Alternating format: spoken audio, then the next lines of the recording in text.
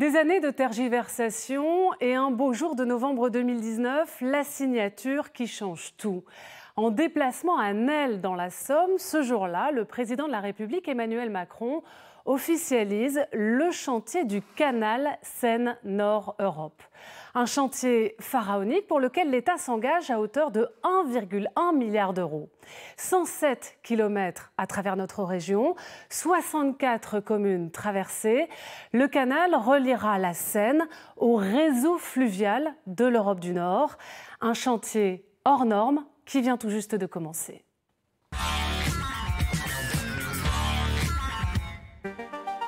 C'était une Arlésienne depuis 30 ans, mais le canal Seine-Nord-Europe va bel et bien voir le jour. Une liaison fluviale pour les péniches à grand gabarit qui sillonnera 4 départements des Hauts-de-France. C'est le chaînon manquant, comme on dit, entre Paris et les ports du nord de la France et de l'Europe. Un véritable défi technique. Pont-canot, déversoir, écluse. De Compiègne dans l'Oise à Aubanchel-au-Bac dans le nord, c'est un ouvrage de 107 km de long, 54 mètres de large, qui va être construit. Ce chantier colossal va se dérouler par étapes jusqu'en 2028. Après plusieurs années d'études préliminaires, les travaux ont commencé dans le secteur 1. Alors l'Oise actuellement se trouve à la lisière de la forêt, des arbres. Et vous allez déplacer la rivière de 500 mètres. À ce niveau-là, on va la déplacer environ de 500 mètres. À la sortie de la commune de Montmac, c'est un nouveau lit qu'on s'apprête à offrir à l'Oise. Certains déplacent des montagnes, ces responsables de travaux, eux, déplacent des rivières. Cela s'appelle un ressendement. C'est compliqué dans la mesure où on va terrasser certainement sous l'eau. Quand je dis certainement, on va finalement travailler presque à l'aveugle. Quand on reconstruit finalement un cours d'eau naturel n'est jamais réellement droit, et ça permet aussi à la faune locale et à la flore locale de aussi se recréer et avoir son habitat le plus naturel possible. Première étape, créer 11 km de pistes pour les engins de chantier avant de creuser les futurs méandres du cours d'eau. 600 000 m3 de terre vont être déplacés. Il s'agit d'une phase de travaux préparatoires. Une fois le lit de la rivière établi, les chantiers du canal proprement dit et de l'écluse de Montmac pourront commencer. Des travaux préparatoires, il y en a d'autres en cours à quelques kilomètres de là. Sur les communes de Pimpré et Ribécourt-Drélincourt, on agrandit le canal latéral à l'Oise pour y créer 2 quais de transbordement. Tous les matériaux de déblai qu'on extrait des futures zones de parkage de bateaux sont stockés, sont analysés en premier état des lieux pour vérifier le côté inerte des matériaux et sont stockés sur site, sur les terrains de dépôt qui existent à l'arrière des futurs quais. Ça peut resservir pour des ouvrages? Ce sont des matériaux de déblai, donc sont certes humides à ce jour, mais une fois séchés pourront servir à d'autres utilisations, à des remblais classiques. Des quais en service dès la fin de 2022 qui permettront aux péniches de s'amarrer pour charger et décharger les matériaux de la construction du canal. Pour permettre l'implantation de cette voie fluviale, certains endroits doivent faire place nette.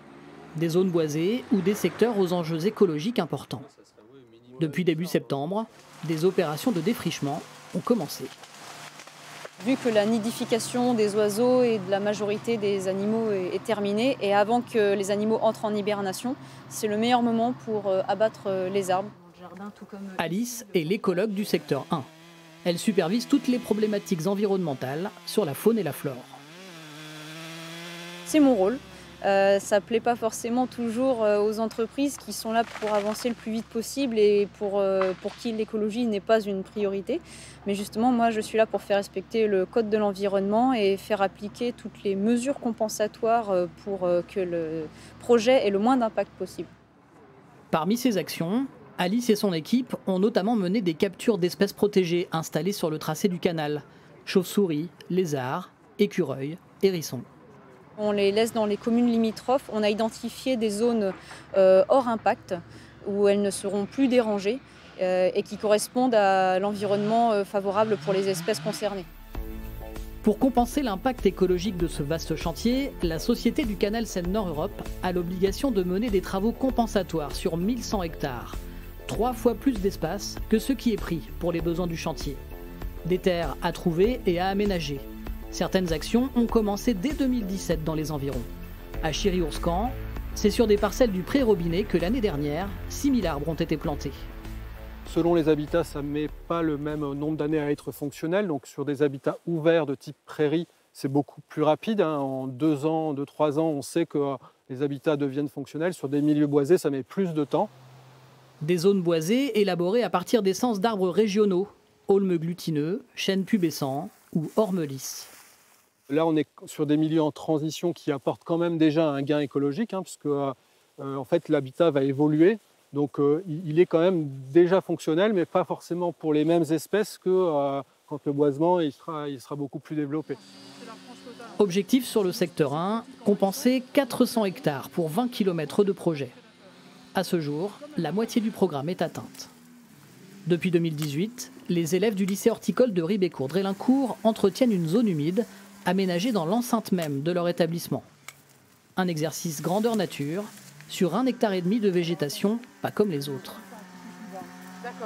Ça leur permet de voir différentes espèces animales qui n'ont pas forcément l'habitude de voir, puisqu'on est sur des espèces qui sont protégées, donc avec une capture qui est très réglementée de par la loi et tout simplement parce que c'est des espèces qui sont en train de disparaître. Et ça leur permet comme ça aussi de voir comment on peut gérer plus tard dans leur métier ce type d'espace. Les apprentis jardiniers ont également cultivé 3000 ormes lisses pour les mesures compensatoires du chantier. Un arbre emblématique de la région, victime d'une maladie, la graphiose. Un travail concret pour les élèves et un réel enjeu environnemental. On ne fait pas semblant, on produit et on plante. Donc il faut, là par contre, il y a des vraies conditions de réussite. Donc c'est ça qui est intéressant parce qu'il faut faire ça sérieusement. Le tracé du canal a parfois été modifié pour éviter certaines zones naturelles ou d'habitation. Mais cela n'a pas toujours été possible. Ainsi, sur le secteur 1, 14 maisons ont fait l'objet d'expropriation, rachetées par la Société du Canal Seine-Nord, ainsi qu'une cinquantaine de fonds de jardin privés, principalement à Montmac. C'est jamais simple de faire un projet public qui passe sur des propriétés qui appartiennent à des gens qui sont installés là depuis longtemps. On a anticipé depuis maintenant 5 ans l'information des gens. On leur explique, tous ceux qui sont concernés, on leur a expliqué avant même d'engager les procédures qu'ils étaient concernés. On leur a expliqué pourquoi, qu'est-ce qu'on allait faire sur leur terrain. Dans la mesure du possible, on essaye d'obtenir, et on a obtenu beaucoup d'accords amiables, finalement un accord sur la valeur de revente. Dans la plupart des cas, les indemnisations ont été obtenues ou sont en cours. Le canal traversera également les terres d'une cinquantaine d'agriculteurs dans l'Oise. Une plateforme de retournement des péniches est prévue sur les terres de Bernadette. On cultive, on est 3 agriculteurs sur ce secteur-là à cultiver. Et on va tous tout perdre en fait. On sera où quand les travaux seront finis là ? Ah là dans l'eau, sous l'eau. Alors nous on doit perdre autour de 25-30 hectares je pense, mais la perte définitive on l'aura quand tout sera fini. Pendant près de 20 ans, dans les 4 départements concernés, les agriculteurs ont élaboré ensemble un protocole de négociation. Aujourd'hui, ils ont obtenu d'être indemnisés sur les pertes de récolte et doivent également retrouver des surfaces de terre à cultiver équivalentes. Et ces nouvelles terres, elles seront où ? Pas forcément près des exploitations, puisque en fait il fallait arriver à trouver des terres pour compenser, c'est pas toujours facile. Et puis l'aménagement foncier va permettre de regrouper les terres et de refaire des îlots, mais en attendant, tant que l'aménagement foncier n'est pas fini, on risque de se retrouver aussi avec des terres un peu plus dispersées que ce que l'on a aujourd'hui, quoi. Des inquiétudes qui persistent face à ce projet et ce chantier de grande envergure. Sur un territoire en pleine mutation, ce sont actuellement 500 personnes qui travaillent à la création de cette voie fluviale. Et la Société du Canal Seine-Nord annonce à terme la création de 3000 emplois directs et 3000 autres indirects. Le canal, ça va générer de l'emploi. Notre rôle est aussi de favoriser la formation pour que le moment venu, lorsque le chantier sera au plein de son activité, les personnes de la région trouvent du travail autour du canal. C'est aussi de l'activité économique, parce qu'un chantier comme ça, quand il arrive avec le nombre de compagnons sur les chantiers, il faut les nourrir, les loger, réparer leur voiture, etc. Enjeux économiques, écologiques, avec un budget de 5,1 milliards d'euros, grâce au canal Seine-Nord Europe, les prévisions annoncent 25% de trafic fluvial en plus et 1 million de poids lourds en moins chaque année en France. Reste à mettre tout le monde d'accord, d'ici 2028.